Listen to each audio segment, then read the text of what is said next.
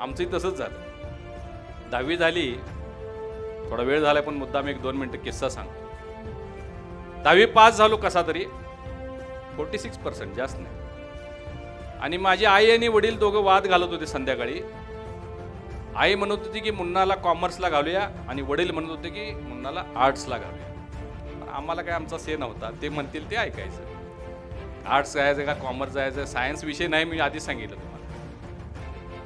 मग आम्ही काय वडिलांच्या समोर जात नव्हतो. आई थोड्या वेळ आत आली. मी म्हणलं आई का भांडा लागलाय, काय तुमचं म्हणणं?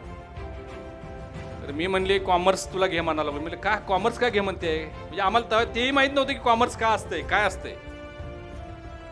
तर ते म्हणले की म्हणजे आमच्या आईचे भाऊ म्हणजे माझे मामा, तडसरचं गाव, मुकुंदराव पवार, विटे गावामध्ये एका बँकेत शाखेत DCचे क्लार्क होते.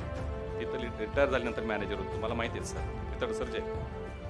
तर माझे मामा तडसर त्या भागामध्ये विटे म्हणून गाव आहे, तिथं DCचे बँकेच्या एका शाखेत ते क्लार्क आहेत.